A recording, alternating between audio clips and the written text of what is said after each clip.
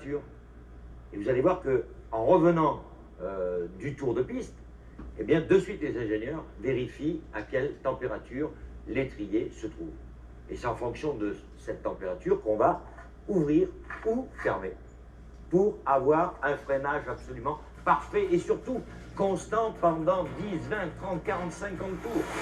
Il arrive quelquefois que pour des besoins de tenue de route, le pilote ait besoin de mettre un peu plus de frein sur l'avant ou sur l'arrière, tout dépendant de la quantité d'essence dans le réservoir.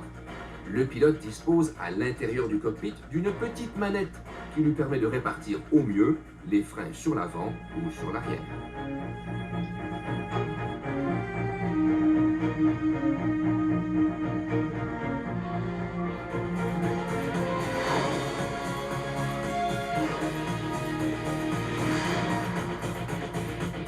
Élément capital de la Formule 1 ou de votre voiture de tourisme, c'est les pneus. La puissance, la vitesse, tout repose sur cet élément. Vous avez compris que ça n'a rien à voir avec votre pneu tous les jours. Pourquoi il y a cette dimension? Parce qu'on a fait des tests et on trouve que cette largeur est largement suffisante. Bon, on n'a pas les mêmes contraintes. On ne cherche pas de passer à 250 km/h dans un virage avec ce pneu-là. Hein? Alors donc, il y a des normes, là aussi. Il faut passer, donc je le disais, toute la puissance. Il faut aussi que le freinage joue le même rôle. Plus c'est large, plus ça freine, c'est évident. Mais c'est très complexe la fabrication d'un pneu. C'est pas uniquement fait de la même manière que votre pneu conventionnel. Alors celui-ci, vous le voyez, c'est votre pneu classique qui sert donc sur le sec, sur le mouillé, alors que celui-ci, celui de la Formule 1, nouvelle version, eh bien, n'est plus complètement lisse comme on a pu le voir sur d'autres pneus des années antérieures, mais plutôt avec des rainures, et tout ceci pour empêcher une vitesse excessive de passage en virage. Alors, pourquoi il y a ces rainures et pourquoi c'est un petit peu moins bon? Tout simplement parce que c'est une question de surface. À largeur égale, il y a moins de contact direct avec le sol, puisque vous avez des rainures. Vous savez, quand une voiture de Formule 1 revient au ralenti dans les stands, ils font du ramassage. Du ramassage, c'est la gomme qui est sur la piste, et à ce moment-là, elle remplit complètement les rainures. Alors souvent, à la télévision, vous voyez des pneus qui ont l'air complètement détruits, alors que finalement, ce n'est pas ça du tout. C'est le ramassage qu'ils font lorsqu'ils reviennent à bas régime.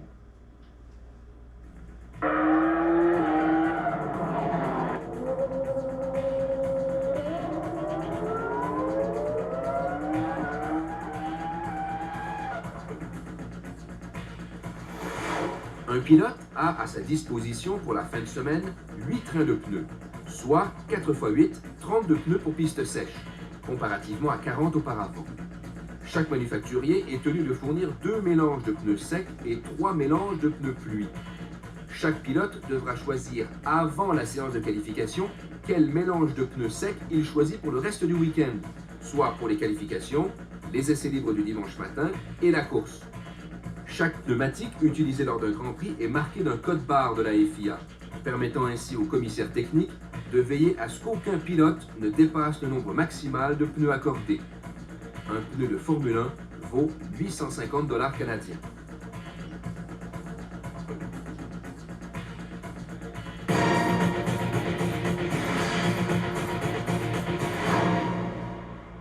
Nous avons ici la barre ici de l'arbre de suspension qui est relié à un ressort et qui est lui-même relié à l'amortisseur.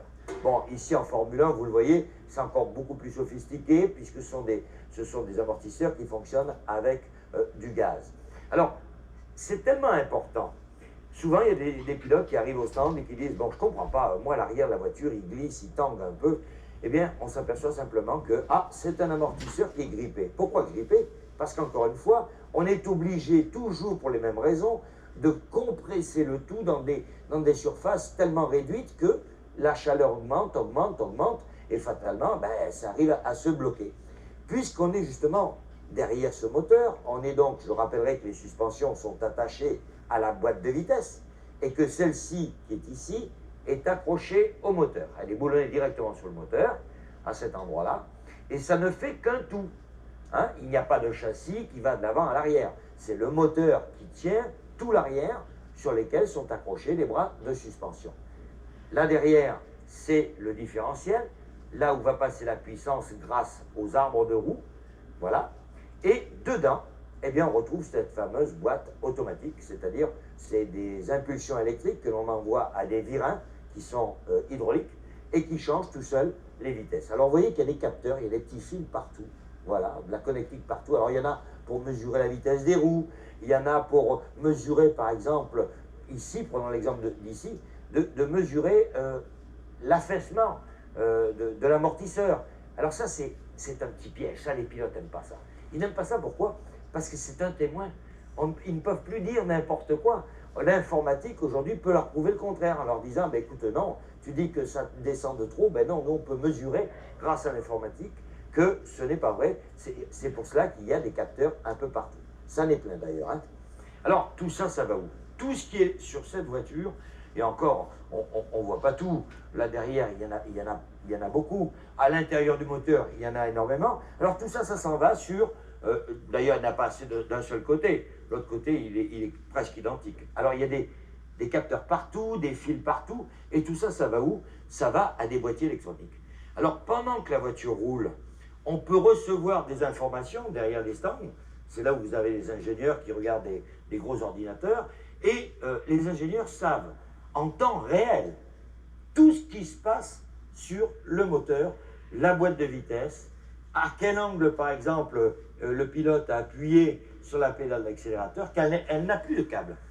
Le câble a un inconvénient, comme sur une voiture, d'avoir de la dilatation, de ne pas être très précis. Donc on l'a mis électronique. Puis ça sert maintenant surtout aux motoristes qui peuvent enrichir la voiture ou diminuer l'enrichissement.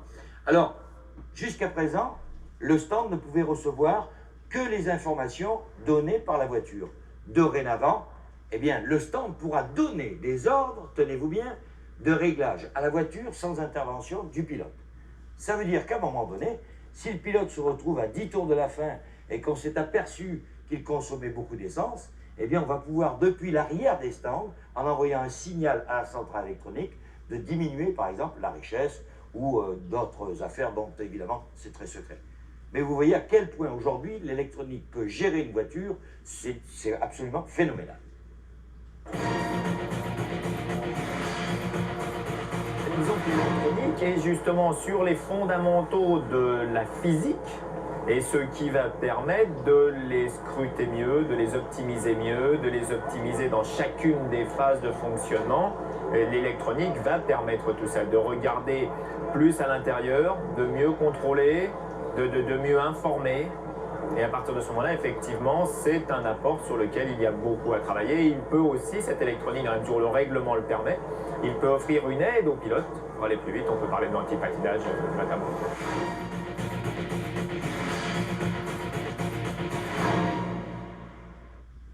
S'il y a un élément primordial qui a été le souhait un petit peu de toute la Fédération internationale du sport automobile, je veux parler surtout de la sécurité.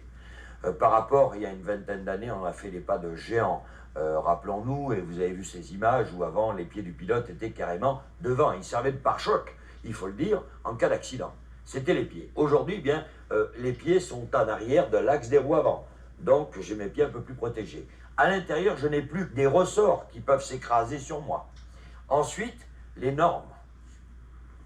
L'arceau de sécurité, il a toujours existé. Mais il y avait plus ou moins de normes, c'est-à-dire on a des pilotes qui sont plus ou moins grands, alors il y a des gens qui essayaient un petit peu de tricher. Aujourd'hui c'est impossible, car effectivement tout est calculé au millimètre près. En cas de retournement, eh bien l'arceau doit jouer son rôle. Maintenant le crash test en avant, cela veut dire quoi? Ça veut dire que toute la partie où vous voyez les ailerons doit subir un contrôle et des forces. En gros, on prend l'avant, on l'écrase dans un mur à une vitesse donnée, avec un poids donné, et il doit résister. Il doit se déformer, mais selon des normes bien précises.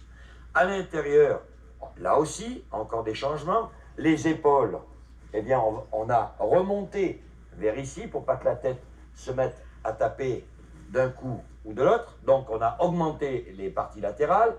En arrière, eh bien, sur celle-ci, elle n'y est pas, mais il y a un petit coussin, parce qu'encore une fois, la tête en tapant en arrière, eh bien, le pilote peut se fracturer la nuque.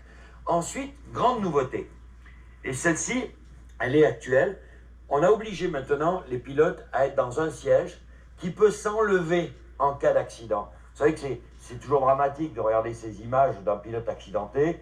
Et avant, il fallait essayer de le sortir. Et vous l'avez vu, c'est tellement étroit que ça devient difficile. Alors on a résolu un peu ce problème-là en faisant un siège avec des sangles un peu partout. Et on le sort avec son siège. Et cela dans un but évident, c'est de ne pas aggraver des blessures que l'on ne peut pas voir sur le moment. Ensuite, à l'intérieur, on en a déjà parlé, mais vous avez les extincteurs. En cas d'incendie, on peut tout déclencher à partir de là. Et dorénavant, autre nouveauté, eh bien écoutez, ce n'est plus que sur les montants ici, ce n'est plus que sur le devant, mais tout le côté qui subit un crash test. Lui aussi, en cas d'écrasement, il faut qu'il soit capable de résister.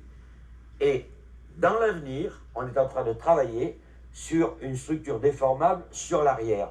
Car rappelez-vous ces images de Villeneuve, par exemple, lors du Grand Prix en Australie, il n'a pas frappé de devant, il n'a pas frappé sur les côtés, il a frappé de reculons. Et ça, jusqu'à maintenant, ça n'était pas tellement préoccupé. Donc, de nouvelles normes qui vont venir. Dans d'autres normes de sécurité, c'est le détachement des roues.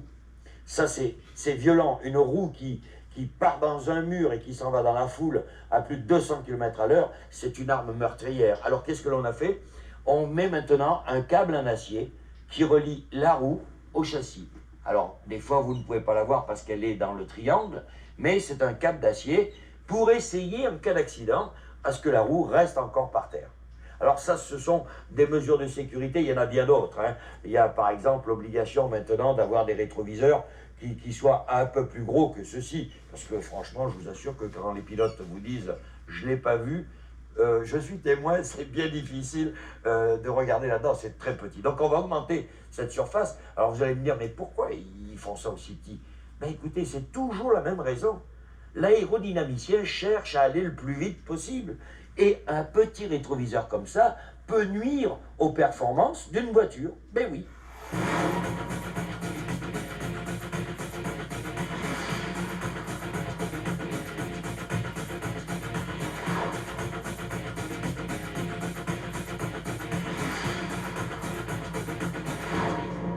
Et puis, il y a aussi les feux rouges. Alors ça, vous l'avez compris, le feu rouge, il est obligatoire en cas d'une course sous la pluie, car effectivement, on ne voit rien. Bon, et on envisage même que ce feu rouge puisse servir de témoin de frein, comme sur votre voiture. Quand vous freinez, ça va s'allumer en arrière. Mais là, il y a beaucoup de pilotes qui ne sont pas d'accord parce qu'on pourrait peut-être mélanger un peu les cartes. Pendant le déroulement d'un Grand Prix, on voit souvent les pilotes qui ont la tête penchée comme ça. Alors bien sûr, c'est en partie pour contrer les forces centrifuges. Mais des fois, c'est en ligne droite ou au début ou à la sortie d'un virage où l'on voit le pilote qui reste comme ça pendant longtemps. Et on s'est posé des questions. Ben, tenez-vous bien, c'est tout simplement pour libérer le mieux possible l'entrée d'air qui va alimenter le moteur. Car effectivement, le casque crée des turbulences. Et s'il y a des turbulences, eh bien, il y a moins d'air qui rentre à l'intérieur et le moteur, fatalement, respire moins bien. Alors voilà pourquoi, M. Schumacher, souvent, restait la tête sur le côté. Voilà la manière la plus facile de vérifier si la voiture est conforme. Effectivement, le règlement interdit que la tête du pilote dépasse cet axe-là. Il faut impérativement que le casque soit à peu près à 1 cm en dessous de cette ligne. Alors c'est facile, lorsque on veut le vérifier, ben, on met le pilote dedans, on met le casque, et puis on mesure la distance. Et ça, c'est une mesure de sécurité, vous l'avez bien compris, en cas de retournement. Parmi les mesures obligatoires de sécurité en Formule 1, il y a ce qu'on appelle le coupe-circuit.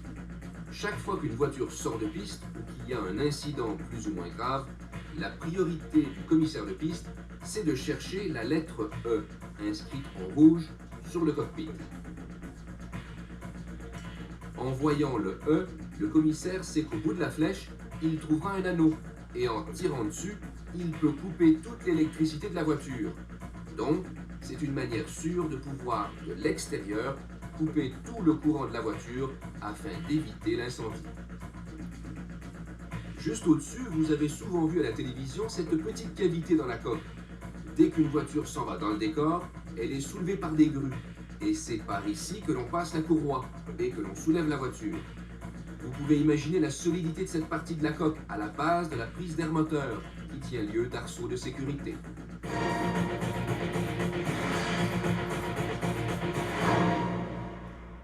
Une des grandes découvertes de ces 20 dernières années, je pourrais dire, c'est le travail fait sur les châssis, l'aérodynamique, tout ce qui représente la performance pure d'une voiture. Aujourd'hui, on a beau avoir un moteur hyper performant, si au niveau de l'aérodynamique, cette voiture n'est pas réussie, eh bien parfois, on va se retrouver en arrière.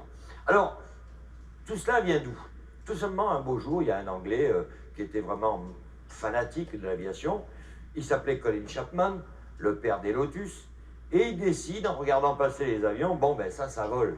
Si ça vole, c'est que on a créé une aile. Alors pourquoi ne pas prendre cette aile et la mettre à l'envers? Et il a commencé à faire cela. Et il est arrivé par des artifices. Alors pour que ça soit efficace, il fallait enfermer cet air dessous la voiture.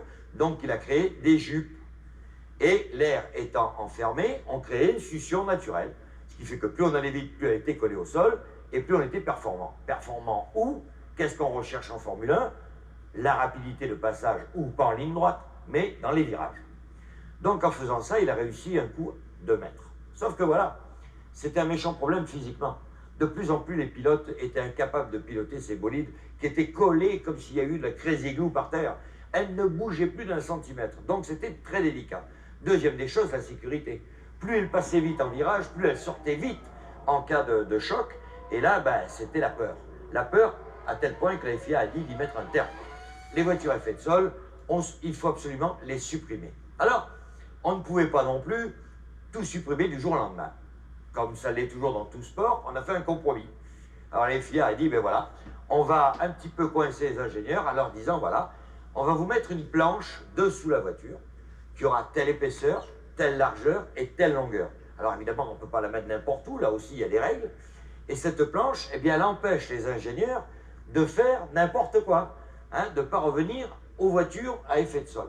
Eh bien, croyez-le ou non, malgré cette planche, malgré tout ça, eh bien, le génie humain est encore efficace, puisqu'aujourd'hui, nos voitures, sans les jupes de côté, sans ci, sans là, a retrouvé, je dirais presque, la même adhérence qu'à cette époque-là. Alors, vous voyez, c'est le dilemme de la F1. D'un côté, on va aller très vite.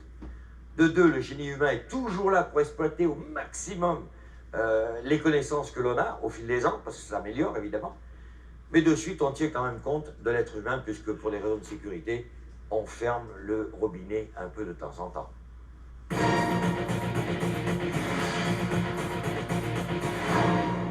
La Formule 1, c'est devenu une star du petit écran, mais à l'occasion, elle se transforme elle-même en caméraman. Et je dirais multi-caméra. Effectivement, souvent les gens se disent, mais pourquoi ils ont rajouté un petit aileron au-dessus des voitures?